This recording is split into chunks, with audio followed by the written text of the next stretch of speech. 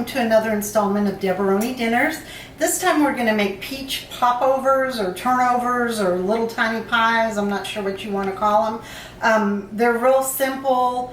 You can make more involved stuff. In fact, when I'm not on camera, sometimes I make very involved dinners. But my goal with some of these Deboroni dinners is I notice that a lot of young people that I work with, they don't know how to cook anything, and I think they could if they tried. It's just, you know, sometimes they're overwhelmed, which I used to also when I was a young mother. Sometimes you get a recipe and it calls for about 12 things that you don't have in your fridge or cabinet. There's several steps involved, and then you just end up giving up. So over the years, you know, my husband and I had 6 kids between us.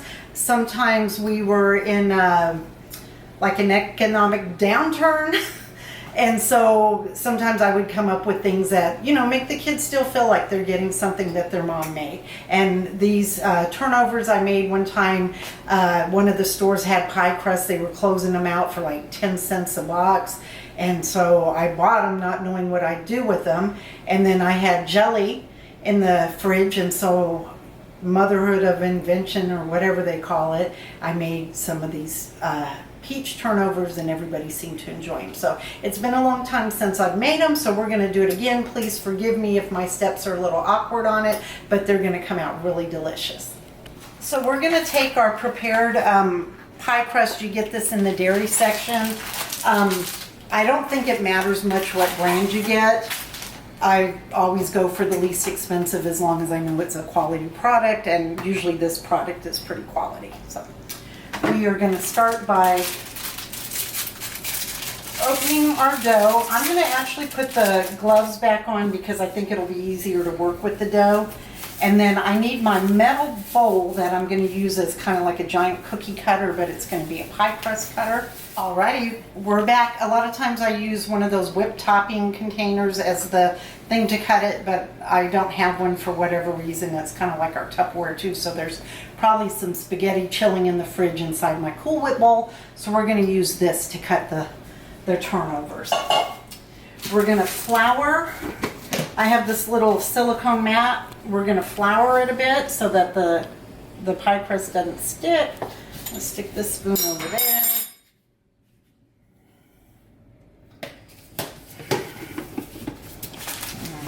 I'll kind of spread that out.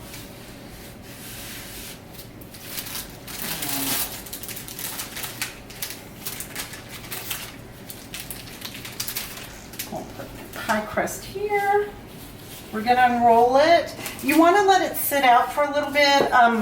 When I had bought those ones that I mentioned were on sale, the first time I used it, I took it straight out of the fridge and tried to use it, and it just kind of broke apart. So you do need to leave it out of the fridge for a good 10-15 minutes. That way it comes out smooth like that.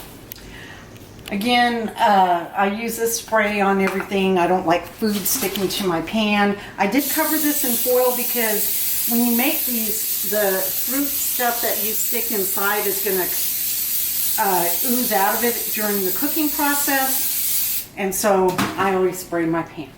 Okay, so we're going to use our giant cookie cutter. Maybe I should have got a smaller one, but let's see what happens with this. I'm going to put this little circle on the pan, and then I'm going to get another one out of it.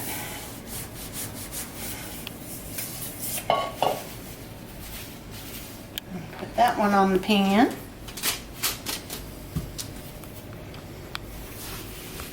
And then we're going to put this dough here for now. Of course, we're not going to waste that. I do have a rolling pin that will be popping out here in a minute.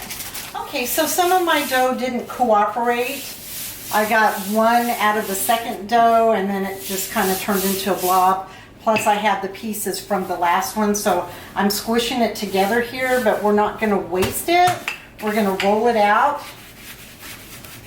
They probably won't look as pretty as the other circles, but they'll still taste good.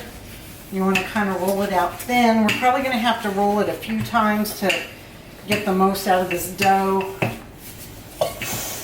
You want to put it as close to the edge as possible.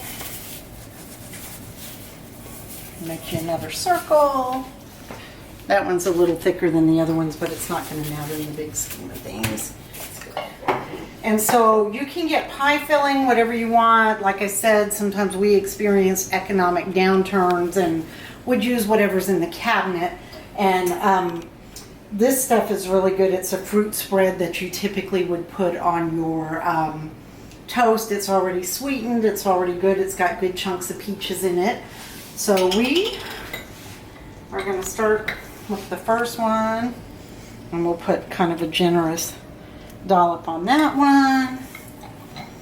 We'll do it to the next one.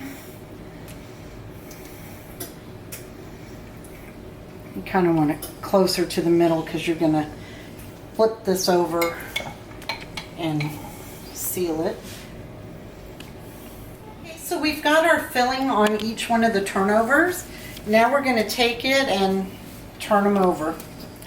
And so you want to kind of press it down so that it seals it. And we'll do that to each one of them. So we've closed it off. I'm going to use a fork to push it down and try to seal it a little better and give it an interesting look to the edges here.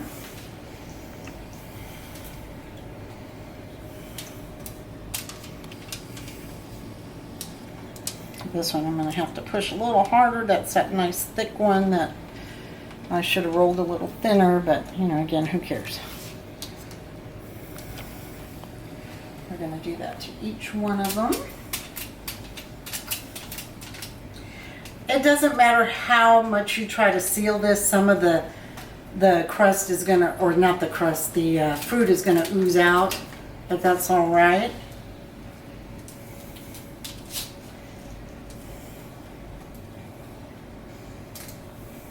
Alrighty, then I'm going to poke a little air hole in each one of them. That way they can breathe.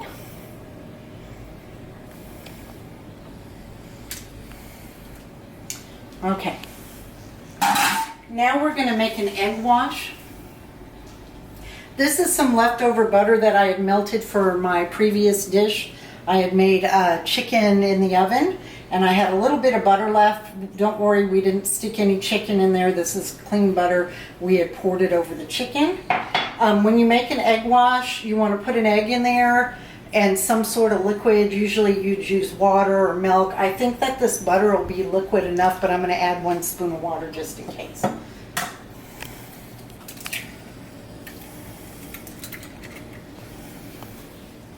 Okay, so we've got our egg in there, and I'm putting a little water. I think it's unusual to use butter. Probably people don't use that, but I don't like wasting anything. Butter's delicious. I don't see why it wouldn't taste good on that. So we're going to...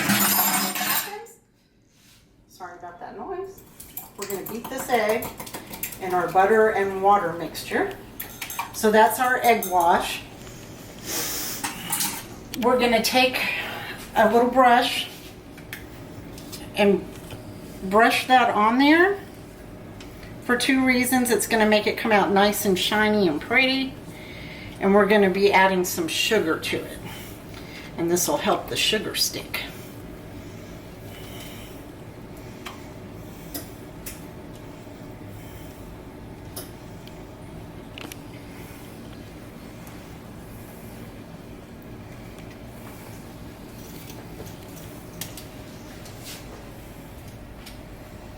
Alrighty, try to get the edges of it too.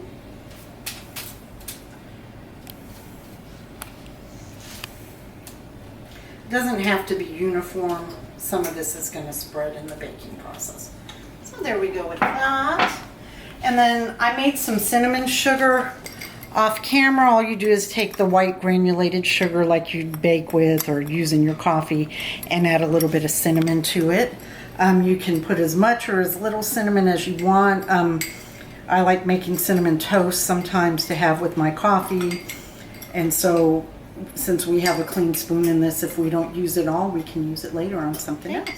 So we're going to spread a little bit of this cinnamon on each one of these. It's going to taste really good, and it's going to look real pretty once it's cooked.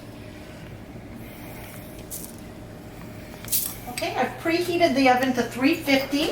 We're going to stick these in here.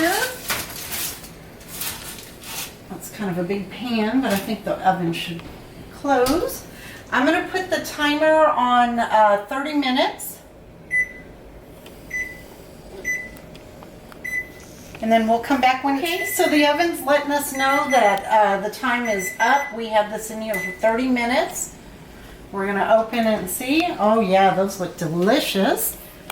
Let's put our little glove or whatever this is on. Oh, look at those. They look a little bit brown, but that's because of the sugar on there. If you remember, we made an egg wash and we put that on the top of it, and then we sprinkled it with the cinnamon sugar. A lot of the jelly came out of that one, but that's okay. It kind of spread around a little bit, but these are going to be really delicious. I want to thank you for watching another episode of Deboroni Dinners. I hope you guys enjoy this. This was really easy to make. It looks kind of involved, but once you do it, it's really, really easy to make. So I hope you guys enjoy it. Please like, comment, subscribe to my videos, and we'll see you next time. Thank you.